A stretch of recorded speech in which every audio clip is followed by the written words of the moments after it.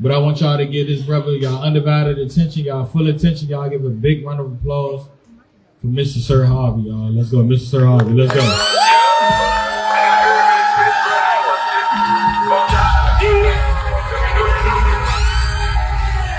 Yeah, you want to talk about the business, tell them how you let me fuck. I want to hear about none of the business, ain't no block involved. My mom so fucked up, I see murder chilling in the park. Fuck on it now, nigga, I fuck it, going fast up. Real stuff, he got 6 souls, he a creature.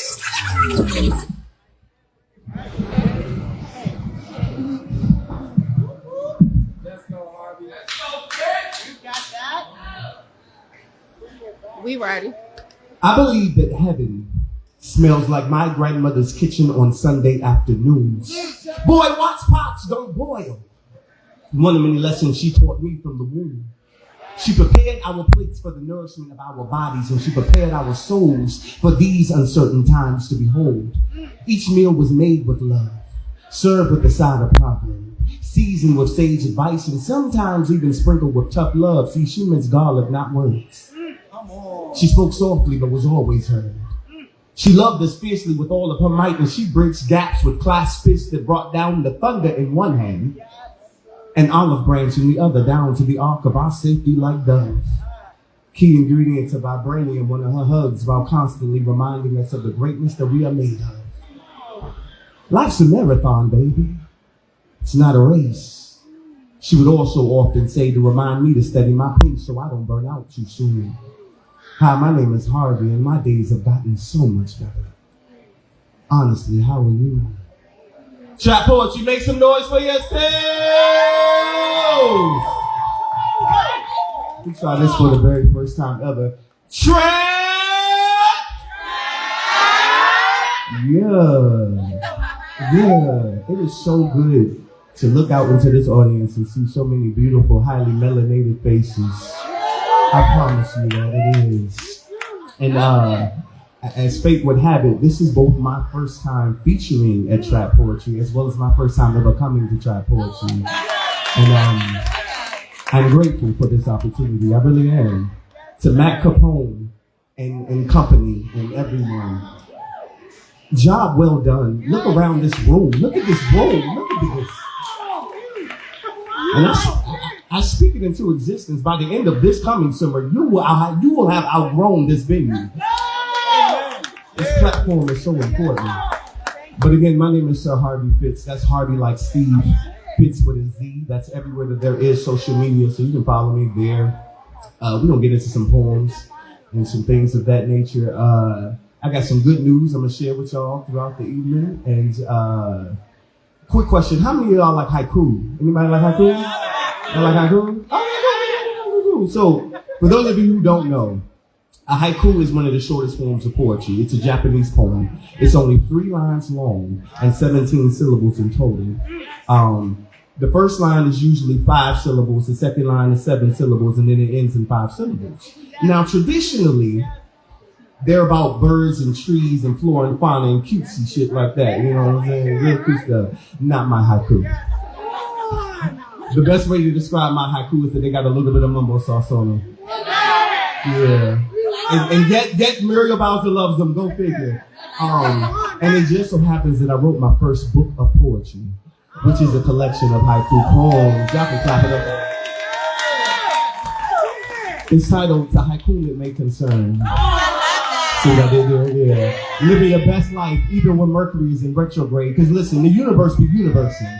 But we got lives, we still got to get up and live, right? I promise you, as a haiku attendant here that'll help you live said life. Throughout my set, I'm going to drop some of my favorites. And if you like what you hear, I do have copies with me for sale. They're only $20. Only $20.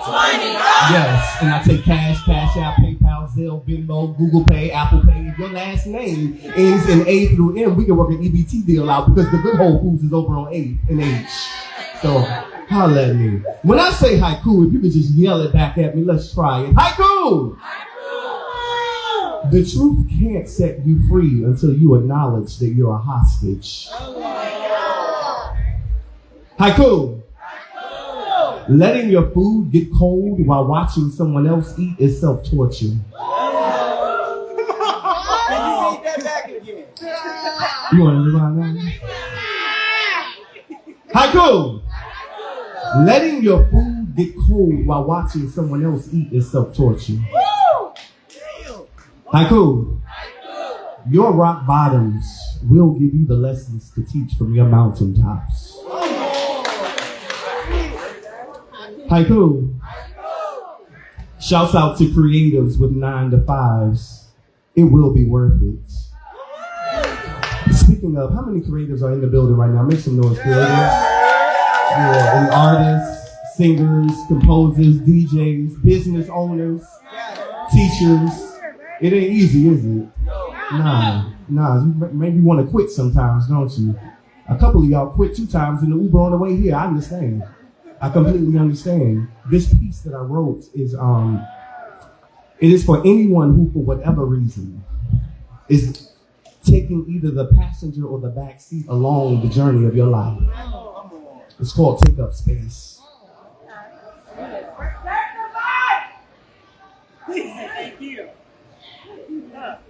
I speak to the imposter syndrome in your lives. That shadow lingering in your lungs, whispering doubt into every inhale, causing you to choke on your own greatness. I call it out by name. Liar, thief, silencer of brilliance. You are not some mistake stitched together by luck. You are not an accident of circumstance, tripping in the rooms where you do not belong. Nah, you were sent. Hand delivered by destiny, wrapped in resilience, signed in purpose, sealed in the echoes of ancestors who knew one day you would stand right here. So stand. Straighten your spine like it remembers the weight of royalty on your back. Walk like this earth was designed to hold you up. Speak like your voice has been carved from the bones of the dreams that your people were never allowed to chase. You are proof that prayers don't just rise, sometimes they land. And don't you dare shrink. Don't you dare fold yourself up into apologies to appease the egos of small minds. You are not too much. They are simply unprepared. And if that fraud tries to creep back in, tell it I was chosen. Tell it I am worthy. Tell it I am not afraid. And then walk like this world was waiting on you this whole damn poem.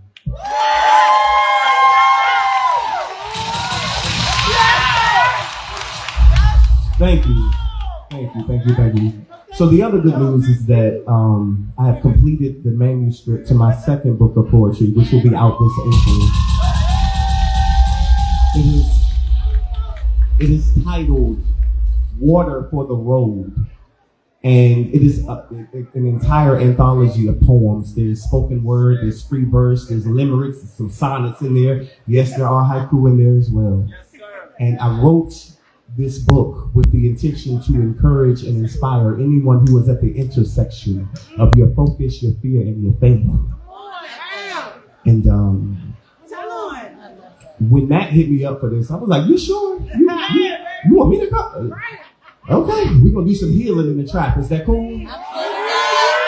Okay, with that being said, this piece is titled Respectfully Go Heal. Oh, shit. This new shit? Respectfully. Go heal. Before your truth becomes someone else's trigger.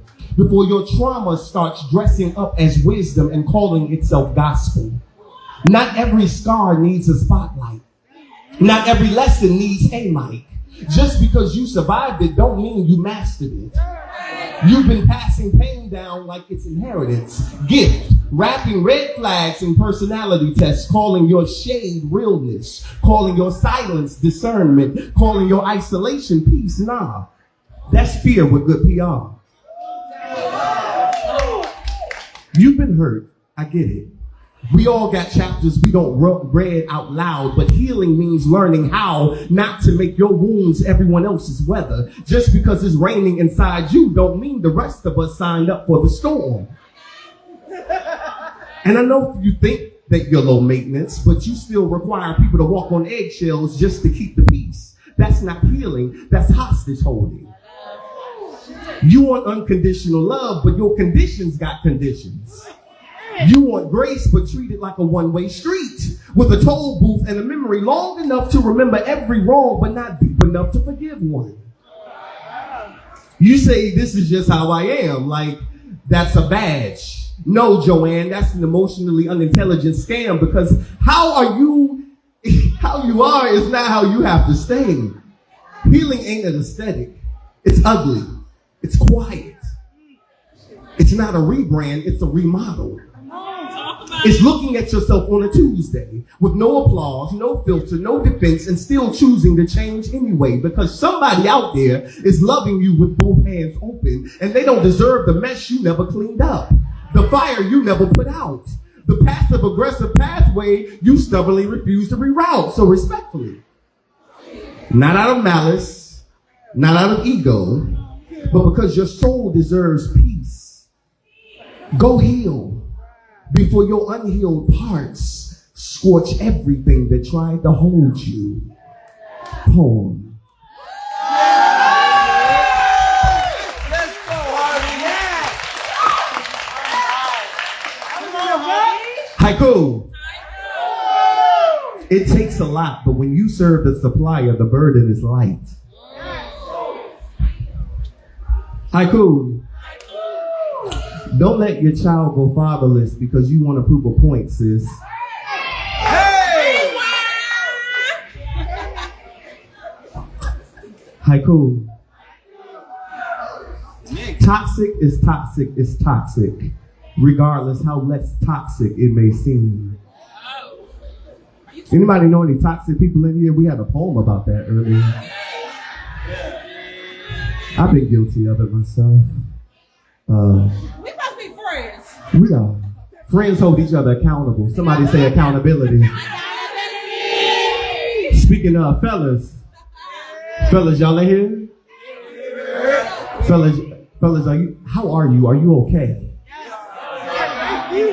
You don't get asked that enough. Are you okay? Fellas, are you okay?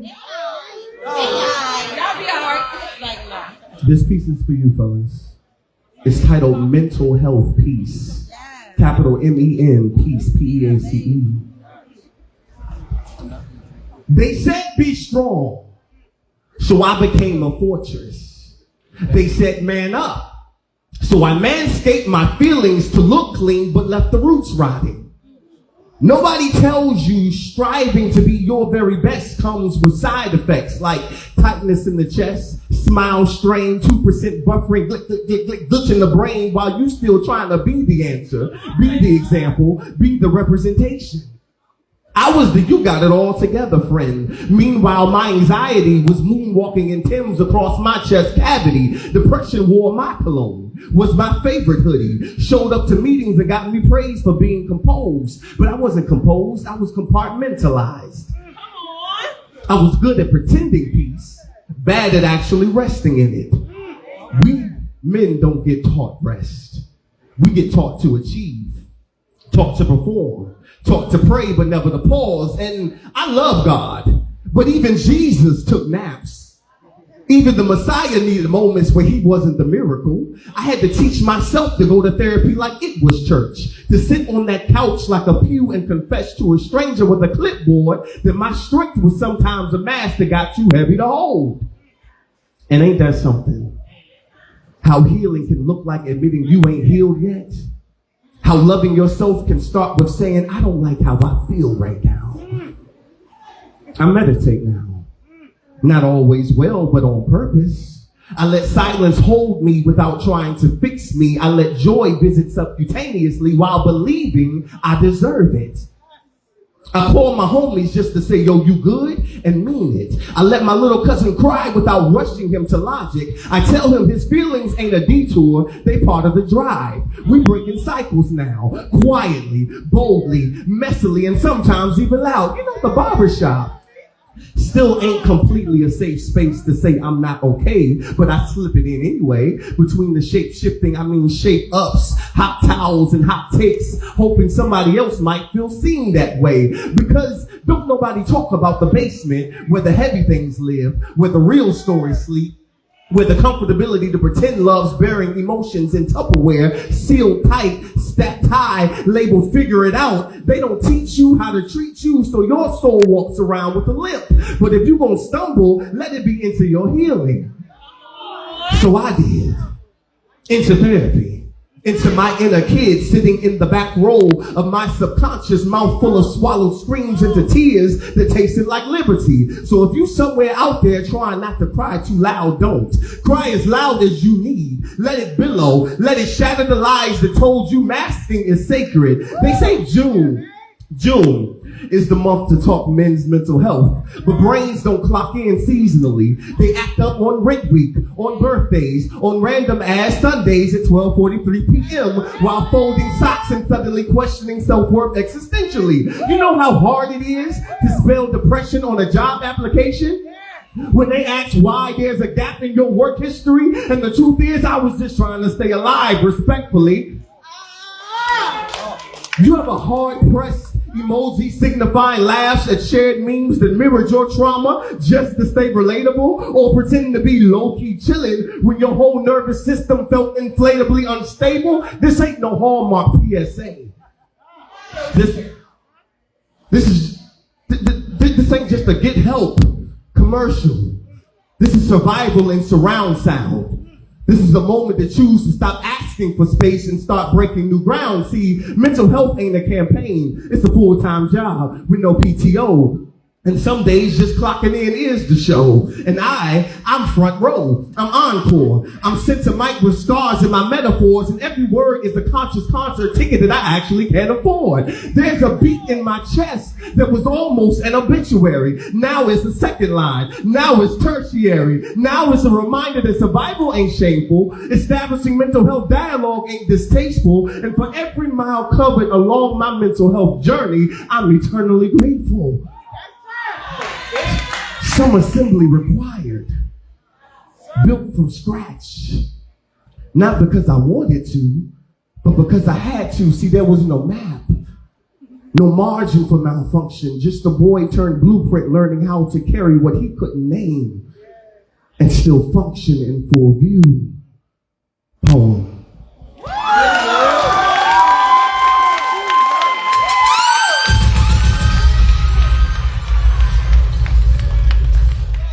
Haiku. I don't believe you. Haiku. Sometimes it looks like it's falling apart when it's falling into place. Haiku. Direction is more important than speed. So stop going nowhere fast. It's the last piece I'm gonna do. Oh, I know. Nah, y'all want to turn up. Y'all want to,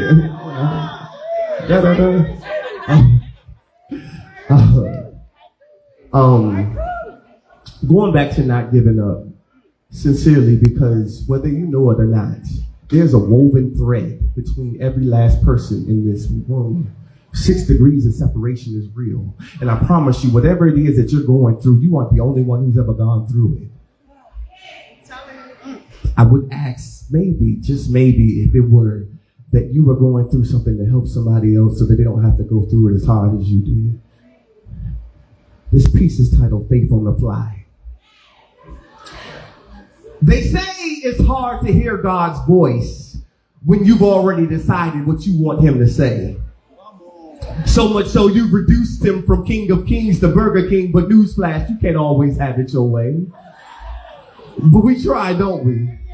Placing our prayers like fast food orders, expecting heaven to supersize our desires, thinking we can pull up to the pearly gates, shout our wish list through a speaker box of selective faith, and get our blessings hot and fresh before the next red light.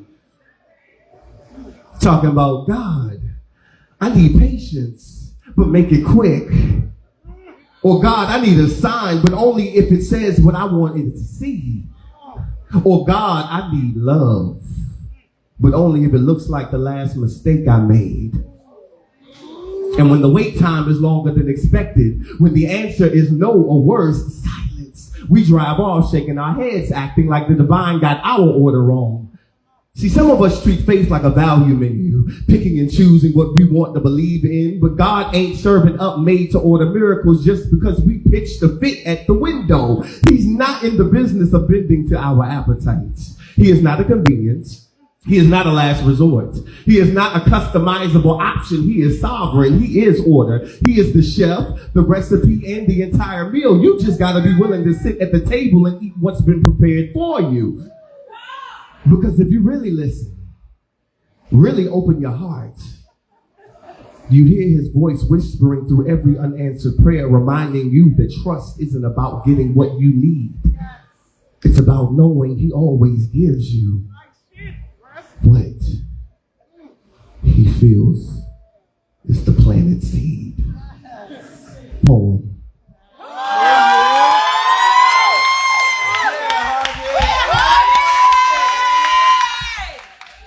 Go around the haiku and get out your way, if that's cool.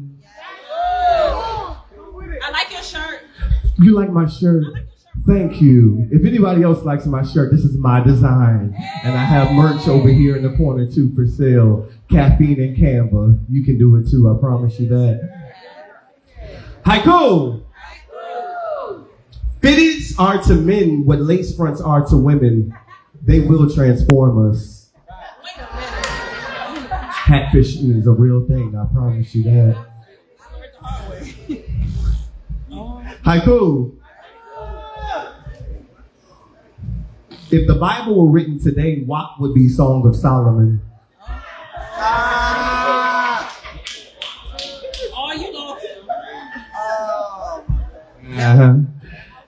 Haiku. Make sure you are not changing yourself for people who don't know themselves. Haiku. If they don't challenge you to be your best self, then you're with the wrong one. Say that again. Say it again. Haiku. If they don't challenge you to be your best self, then you're with the wrong one. Haiku. Plot twist. If you don't ever become better, then you are the wrong one. Yeah, I got copies for sale. Come holler at me. Please come holler at me. Listen, the first is around the corner. The mortgage is due. Come holler at me. Haiku. It's not the baggage so much as how the baggage is being handled. Haiku. Because I see some of y'all with y'all booze and things of that nature.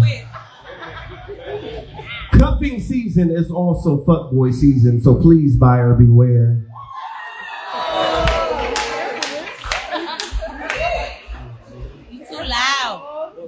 Haiku. Please stop giving the best parts of you to the worst possible people. It's too loud. Haiku. Do not go to the circus if you're tired of getting played by clowns. You said it's your full-time job. Buy a book, buy a book, buy a book, buy a book. That's the haiku. Buy a book. You can say it to yourself all day long. Haiku. Stop doubting yourself. You're already dope enough. The journey awaits. Thank you. Real bad. You said I'm good. Y'all good? Are y'all good? Yeah. Okay. Okay. We would like another one. We would like another one. Okay. I'm gonna hype my friend. It's people. As you should. For real, I promise. Last poem, and then I'm gonna get out your way. I know. Follow me, because I'm gonna be around. I got a movie deal. I'm in a movie that's coming out. God is good. The God I serve is good. I don't know about these other people out here, but the one I serve is good to me. I will be becoming a voting member of the Academy of Recording Arts and whatever of the Grammys this year. So wherever you stream your music, just type my name in and it'll come up. Because I kind of also made history. At the end of this summer, I released the first ever spoken word poetry album performed entirely over go-go music.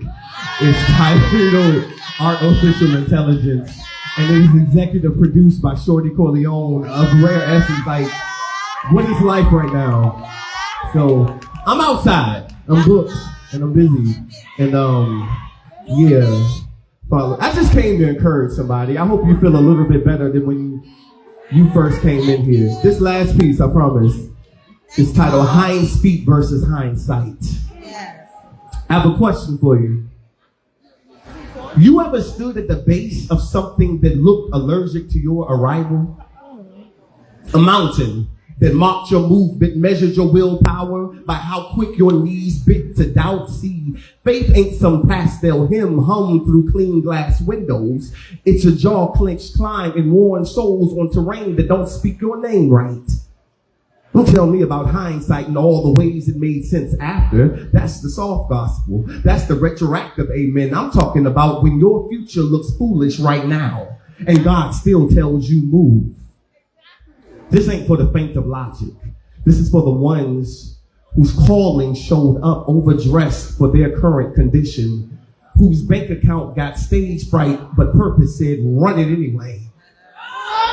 Ain't no GPS for this version of the vision. Ain't no blueprint for the absurd obedience God be handing out. Just a whisper that won't stop pacing your spirit until you stop asking for confirmation and just walk. Don't confuse comfort with clarity. Don't assume that steep means stop. Sometimes the more ridiculous the route, the more divine the direction. You want proof? Look at every victory that came dressed in it. This makes no sense. You call it risk, God calls it rehearsal. He said Hind's feet on high places, not hovercraft. He said scale it without shortcuts, climb it without knowing if your next grip will hold. He didn't say it wouldn't get shaky. He said you have the legs for it. Faith ain't a feeling, it's a verdict. It's a sentence you carry into a world that says, are you sure? It's a refusal to let your current sightline rewrite what heaven already greenlit. So go ahead, doubt if you need to, panic in the privacy of your prayers, but when it's time to step. Not because it looks safe, but because it was spoken. Come on. Because hindsight may nod its head when it's over, but Hind's feet knows how to dance on the impossible while it's still becoming. Poem. Thank y'all so very much.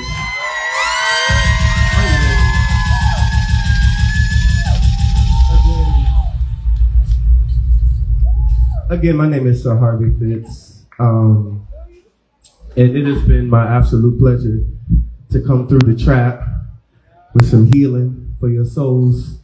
Please come buy a book. The mortgage is due. Come buy a book. I'm going to leave you with this last thing. When I gesture to you like this, say go. Let's try it. A little bit louder. No, y'all was louder than that during the turn up. Even if you have to alone. Even if it's without the support of your hometown. Even if you have to take that leap of faith and build the parachute on the way down. Even if the parachute doesn't open up and failure meets you again at the ground. Even if you have to get back up, dust yourselves off for the umpteenth time, give it another go in peace. My name is Sir Harvey Fitz. Thank y'all. Y'all have a good night.